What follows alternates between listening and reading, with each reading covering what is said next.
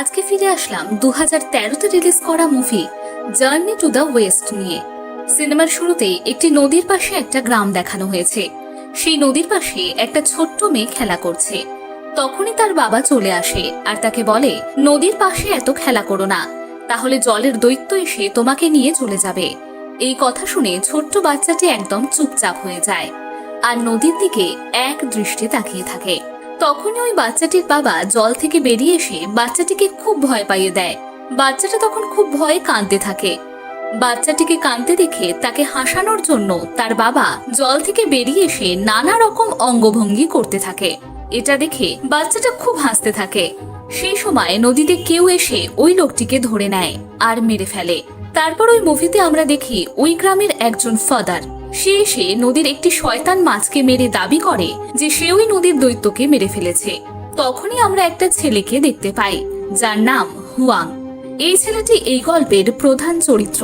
Huang আসলে একজন দৈত্য শিকারী বা ডেমন হান্টার, যারা দৈত্যদের শিকার করে। হুয়াং গ্রামের লোকেদের বলার চেষ্টা করে যে ফাদার এখনই যে শয়তান মাছকে মারলো সেটি আসলে কোনো দৈত্য নয়, জলের দৈত্য এখনো নদীতেই আছে। গ্রামের কোনো লোক হুয়াংয়ের কথা বিশ্বাস করতে রাজি ছিল না এবং ওই ছোট্ট বাচ্চাটির মাও বিশ্বাস করে না, কারণ হুয়াংকে দেখতে খুব একটা ভালো নয়। তখন ফাদার বলে, এই গরিব ছেলেটি তাকে অপমান করছে, তাই তাকে শাস্তি স্বরূপ দড়ি দিয়ে ঝুলিয়ে দাও। এবং ফাদারের কথা বিশ্বাস করে গ্রামের লোকেরা তাই করে আর হুয়াংকে দড়ি দিয়ে ঝুলিয়ে দেয়। তারপর গ্রামের লোকেরা নদীতে সাঁতার কাটতে শুরু করে, কোনো রকম ভয় না পেয়ে, কারণ গ্রামের লোকেদের বিশ্বাস ছিল যে জলের দৈত্য মারা গেছে। তখনই কিছু দূরে হুয়াংয়ের নজর জলের দৈত্যর দিকে পড়ে। হুয়াং দেখে যে জলের দৈত্য নদীতে স্নান করা মানুষগুলির দিকে এগিয়ে আসছে। তখন হুয়াং চিৎকার করতে থাকে যাতে নদীতে স্নান করা লোকগুলো জল থেকে উঠে আসে, কিন্তু কেউ হুয়াংয়ের কথা শুনতে রাজি ছিল না।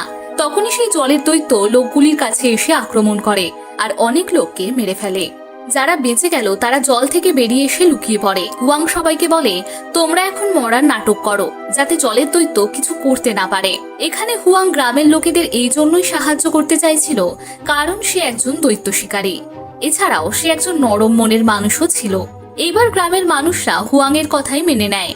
এরপর আমরা দেখতে পাই সেই ছোট বাচ্চাটি দৌড়ে দৌড়ে মায়ের কাছে আসছে, কিন্তু জলের দৈত্যটি বাচ্চাটিকে ধরে নেয়। বাচ্চাটির মাও গ্রামের কিছু লোক বাচ্চাটিকে বাঁচানোর চেষ্টা করে, কিন্তু তা সত্ত্বেও জলের দৈত্য বাচ্চাটিকে খেয়ে ফেলে। বাচ্চাটিকে বাঁচানোর জন্য ওর মাও জলে ঝাঁপ দেয়। তখন জলের দৈত্যটি ওই বাচ্চাটির মাকেও মেরে ফেলে। এরপর ওই জলের দৈত্য আরো একটি বাচ্চাকে মারার চেষ্টা করে, কিন্তু হুয়াং ওই বাচ্চাটিকে বাঁচিয়ে নেয়। তারপর গ্রামের কিছু লোক আর একজন মোটা মহিলা মিলে জলের দৈত্যটিকে জলের বাইরে বের করে নিয়ে আসতে সফল হয়। এরপর জলের দৈত্যটি মানুষের রূপে চলে আসে। হুয়াং ওই জলের দৈত্যকে সামলানোর জন্য বুদ্ধদেবের ছড়া গান করে শোনায়, কিন্তু জলের ওই দৈত্যটিকে কন্ট্রোলের বাইরে চলে যায় আর হুয়াংকে মারতে থাকে। তখনই ওখানে একটি মেয়ে আসে যার নাম ডুয়ান। এই মেয়েটিও হুয়াংয়ের মতোই একজন দৈত্য শিকারী ছিল, কিন্তু এই মেয়েটি হুয়াংয়ের মতো এত নরম মনের মানুষ ছিল না, কারণ এই মেয়েটি কারোর কোনো উপর মায়া দেখাতো না, সবাইকে সে বন্দি বানিয়ে নিত। তখন ডুয়ান জলের ওই দৈত্যটিকে খুব মারতে থাকে আর নিজের জাদু বলে তাকে একটি দৈত্য পুতুলে বানিয়ে ফেলে। এই দেখে গ্রামের সবাই ডুয়ানকে ধন্যবাদ দেয়। তারপর ডুয়ান হুয়াংকে জিজ্ঞেস করে যে সে কে। সেই শুনে হুয়াং নিজের পরিচয় দেয় আর বলে সেও একজন দৈত্য শিকারী, আর ডুয়ানকে বুদ্ধদেবের ছড়ার বই দেখায়।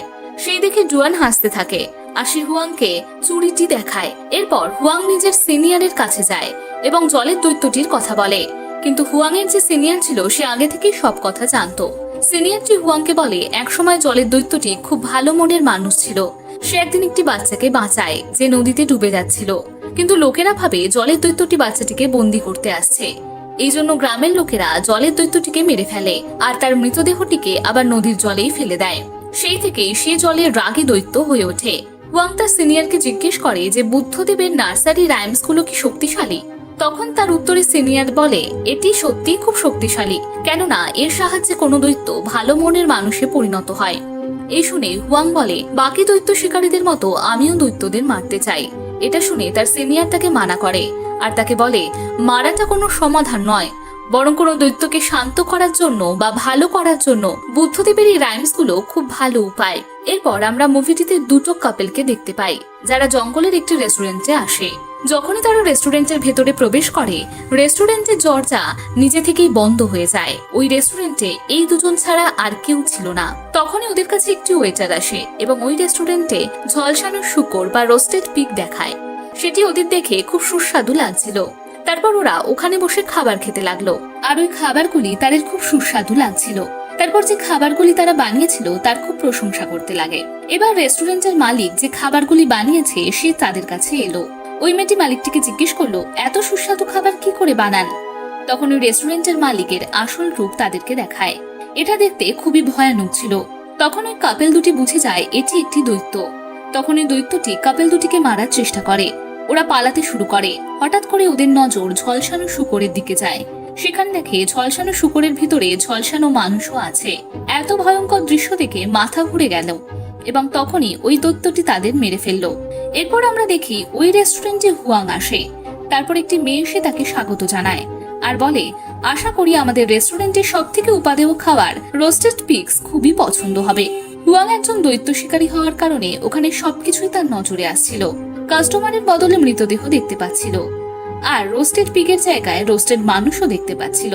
তখন হুয়াং বলল ওই মেয়েটিকে, বন্ধ করো তোমার খেলা, আমি জানি তুমি একটা দৈত্য। এই কথা শুনে মেয়েটি হুয়াংকে মারার চেষ্টা করে। তখন ওই জায়গায় ডুয়ান চলে আসে। তার জাদু ছুরি দিয়ে সে সব দৈত্যদের মারতে শুরু করে।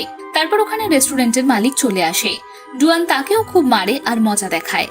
এখানে আমরা একটা জিনিস দেখতে পাই যে রেস্টুরেন্টের মালিক একজন পিগ ডেমন ছিল। ডুয়ান ওই শূকর দৈত্যটির হাত ধরে নেয় আর হুয়াংকে বলে, তুমি ওই শূকর দৈত্যকে সাক করো। এই কথাটা শুনে হুয়াং সেই মতোই কাজ করে। তারপর ডুয়ান ওই পিগ ডেমনকে নিজের মধ্যে টেনে নেয়। নিজের জাদু কাপড়ের মাধ্যমে পুতুলে পরিবর্তন করার চেষ্টা করছিল। পিগ ডেমন ডুয়ানের কন্ট্রোলে আসছিল না। তখন পিগ ডেমন নিজের আসল রূপে এলো। ওরা দুজন নিজের প্রাণ বাঁচাতে ওখান থেকে পালায়। ডুয়ান হুয়াংকে ভালোবাসতে শুরু করলো আর ওর কাছে আসার চেষ্টা করলো। হুয়াং ওখান থেকে পালিয়ে যায়। এরপর হুয়াং তার সিনিয়রের সাথে দেখা করে এবং গত রাত্রে সমস্ত ঘটনা বলে। সেই শুনে সিনিয়র বলল, আমি জানি ওটা একটা পিগ ডেমন। একসময় ও খুব ভালো মনের মানুষ ছিল, কিন্তু ওর বউ ওকে ধোকা দিয়েছিল। তারপর থেকে ও একজন পিগ ডেমন হয়ে যায়। যদি তুমি চাও ওই পিগ ডেমন শান্ত হোক, তাহলে তোমায় সব থেকে বড় দৈত্যর সাথে দেখা করতে হবে, যে কিনা সব থেকে শক্তিশালী দৈত্য। এই শুনে হিয়ান জিজ্ঞেস করে, ওটা কেমন দৈত্য? তখন তার সিনিয়র বলে, সব থেকে বড় আর শক্তিশালী দৈত্য হলো বানর রাজা বা মানকি কিং, যাকে কিনা বুদ্ধদেব 500 বছরের জন্য পাহাড়ের গুহায় আটকে রেখেছে। ওয়াং জিজ্ঞাসা করে, বানর রাজা কি সত্যি ওখানে থাকে? তখন ও সিনিয়র ওই পাহাড়ের অবস্থান হুয়াংকে বলে আর বলে, ওখানে একটা বড় বুদ্ধদেবের মূর্তি আছে, যার পাশে একটি গুহায় বানর রাজা আছে। তাছাড়া সিনিয়র আরো বলে যে বানর রাজা শক্তিশালী হওয়ার সাথে সাথে চালাক এবং ধূর্ত। এর জন্য তুমি খুব সাবধানে পা ফেলবে, যাতে ওর কোনো ফাঁদে না পড়ো সেই চেষ্টা করবে। এরপর হুয়াং এর যাত্রার পথে বেরিয়ে পড়ে, কিন্তু একটা ফাঁদও ওর পা আটকে যায়। কিছু লোক ওখানে চলে আসে, যার মধ্যে একজনের গলায় ডুয়ানের মতোই সেই জাদু চুড়িটি ছিল। ওরা হুয়াংকে বলে ওরা একজন দৈত্য শিকারী। ওরা হুয়াং এর প্রেমিকা ডুয়ানকেও আটকে রেখেছে। তখন ডুয়ান চলে আসে আর তাদের জানায়, হুয়াং আমার স্বামী, আমরা কোনো দৈত্য শিকারী নয়, এনাদের যেতে দাও। এই কথাটির সত্যতা যাচাইয়ের জন্য তারা হুয়াংকেও জিজ্ঞেস করে যে তারা সত্যি স্বামী স্ত্রী কিনা। তখন হুয়াং তাকে বলে যে হ্যাঁ, আমরা স্বামী স্ত্রী। তখন ডুয়ান বলে যে তুমি তাড়াতাড়ি বলো যে আমরা স্বামী স্ত্রী এবং প্রমাণ করে দাও যে আমরা সত্যি সত্যি কাপল। যদি আমরা প্রমাণ করতে না পারি তাহলে ওরা আমাদের মেরে ফেলবে। তারপর ডুয়ান হুয়াং এর সাথে জবরদস্তি করার চেষ্টা করে। সেই সময় সবার সামনে ডুয়ানের মুখ থেকে সত্যি কথাটা বেরিয়ে আসে।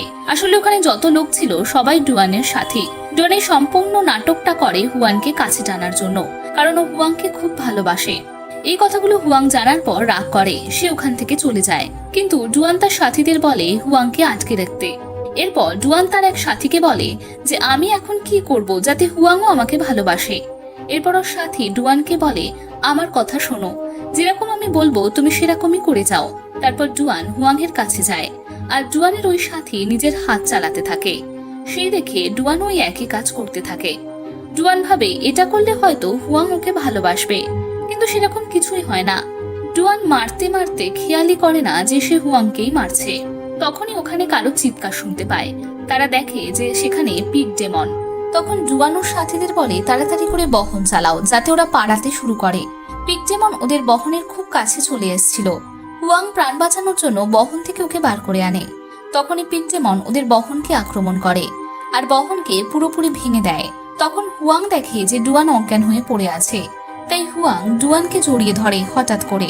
ডুয়ান হাসতে থাকে এবং বলে, এবার তো তুমি মানছো যে তুমি আমায় ভালোবাসো। সেই শুনে হুয়াং ডুয়াংকে বলে, না, আমি তোমায় ভালোবাসি না। সেই মুহূর্তে ওই জায়গায় আরো 3 জন ডেমন হান্টার অর্থাৎ দৈত্য শিকারী চলে আসে। তাদের মধ্যে একজন পিগ ডেমনকে মেরে তাড়িয়ে দেয়। এরপর ওই 3 জন দৈত্য শিকারীরা নিজেদের ভেতর ঝগড়া শুরু করে দেয় যে কে বেশি শক্তিশালী। একজন বলে, আমি অন্যজনের থেকে বেশি শক্তিশালী। হুয়াং তাদের বোঝায় নিজেদের মধ্যে ঝগড়া করা উচিত না, বরং এক হয়ে দৈত্যদের সাথে লড়াই করা উচিত। তখন একজন দৈত্য শিকারী হুয়াংকে রাগানোর জন্য বলে, গরিব ছেলে। সেই শুনে ডুয়ান হুয়াং এর পাশে এসে দাঁড়ায়। হুয়াং রেগে গিয়ে বলে, তুমি আমার দিক ভ্রষ্ট করছো আমার লক্ষ্য থেকে। আমার একটা লক্ষ্য আছে, এই জন্য তুমি আমার সঙ্গ ছেড়ে দাও। এটা শুনে ডুয়ান হুয়াং এর সেই রাইমস বুকটা ছিঁড়ে ফেলে দেয়। হুয়াং সেই দিকে বেশি মনোযোগ না দিয়ে সেখান থেকে চলে যায়। হুয়াং শেষ পর্যন্ত ওই পাহাড়ে পৌঁছায়, কিন্তু কোথাও কোনো বুদ্ধর সেই বড় মূর্তি তার চোখে পড়ে না। তখন হুয়াং চোখ বন্ধ করে বুদ্ধের মূর্তির কথা ভাবতে থাকে এবং উপলব্ধি করে যে সত্যি ওখানে বুদ্ধ মূর্তি আছে, আর সেটা সে নিজের চোখে দেখতেও পাচ্ছে। হুয়াং ওখানে পৌঁছে বানর রাজার গুহাও পেয়ে যায়। হুয়াং বানর রাজার সাথে কথা বলে যে কি করে পিগ ডেমনকে শান্ত করা যায়। তখন বানর রাজা বলে, তুমি কোনো সুন্দরী মেয়ের সাহায্য নিয়ে পিগ ডেমনকে এখানে ডেকে নাও, তারপর আমি পিগ ডেমনকে শান্ত করে দেব। এরপরই ওখানে ডুয়ান চলে আসে। তাকে দেখে হুয়াং জিজ্ঞেস করে, তুমি এখানে কি করছো? তাই শুনে ডুয়ান বলে, তুমি আমায় বেশি প্রশ্ন করো না। আমি জানি এই সময় তোমার কোনো সুন্দরী মেয়ের প্রয়োজন, হয়তো আমি তোমার কোনো কাজে আসতে পারি। তখন ডুয়ান ওদের সাহায্য করে এবং সেখানে পিগ ডেমন চলে আসে। ওই পিগ ডেমন ওদের মারার চেষ্টা করে। তখন বানর রাজা গুহা থেকে আওয়াজ করে পিগ ডেমনকে ডেকে নেয়। পিগ ডেমনকে গুহার মধ্যে টেনে নেয়। যখন হুয়াং আর ডুয়ান গুহার ভেতরে গেল, তখন দেখতে পায় পিগ ডেমন একটা ছোট্ট শূকরে পরিণত হয়েছে। তখন ডুয়ান তার সেই জাদু কাপড় দিয়ে পিগ ডেমনকে পিগ ডলে পরিণত করে আর হুয়াংকে দিয়ে দেয়। তারপর ডুয়ান তার সেই জাদু চুড়ি আংটিটিকে বানিয়ে হুয়াংকে পরিয়ে দেয়, কিন্তু হুয়াং একটা পাথর নিয়ে তার ওই আঙুলকে ভাঙার চেষ্টা করে। এটা দেখে ডুয়ান হুয়াং এর আঙুল থেকে তার সেই জাদু চুড়িটি খুলে নেয়। ওই রাইমসের বইটি হুয়াংকে দিয়ে বলে, আমি পড়তে পারি না, তুমি এই বইটি জোড়া লাগাতে আমার 3 দিন সময় লেগে গেল। যদি আমার কোনো কথা তোমার খারাপ লাগে তাহলে আমাকে ক্ষমা করে দিও। এই বলে ডুয়ান ওখান থেকে চলে যায়। হুয়াং ওখান থেকে চলে যেতে লাগে। সেই সময় গুহা থেকে বানর রাজা ডাকতে থাকে। হুয়াংকে জিজ্ঞাসা করে, আজ কি পূর্ণিমা? হুয়াং বলে, হ্যাঁ, আজ পূর্ণিমা।